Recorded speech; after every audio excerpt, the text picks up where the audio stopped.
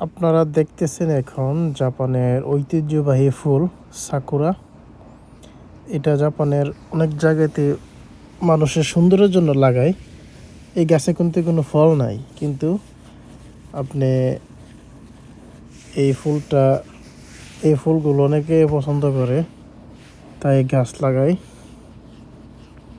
তো জাপানিরা সাকুরা ফুলকে অনেক পছন্দ করে। এই সাকুরা ফুল সারা বছরে মাত্র 10 থেকে 15 দিন থাকে। একটা গাছে যখন সাকুরা ফুল ফুটে 10 থেকে 15 দিন এরকমই থাকে, এরপরে শেষ হয়ে যায়।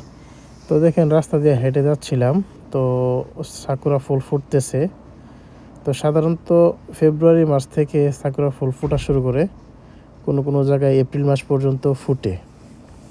তো জায়গা ভেদে অনেক সময় অনেক গাছ আগে ফুটে যায়, অনেক গাছ আবার পরে ফুটে।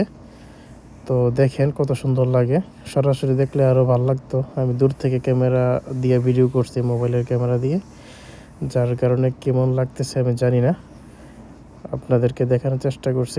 এইটাই শুধু সুন্দরের জন্য এই খালি জায়গাগুলোতে ফসল না করে এই ফুলের গাছ লাগিয়ে রাখছে সুন্দরের জন্য। জাস্ট 10 থেকে 15 দিন একটা সুন্দর হবে, এই সুন্দরটার জন্য। তো আমরা হইলে দিয়ে কাজ করতাম না, আমরা এই জায়গায় হয়তো ফলের কোনো গাছ লাগাইতাম ফল খাওয়ার জন্য, কিন্তু জাপানিরা সুন্দরের জন্য ফুলের গাছ লাগিয়ে রাখছে, সাকুরা গাছ। তো যাই হোক, আপনাদেরকে আমি হেঁটে যাচ্ছিলাম আর কি, মেইন রাস্তা দিয়ে। যদি ভালো লাগে অবশ্যই ভিডিওটা শেয়ার করবেন, অন্যদেরকে দেখাবেন।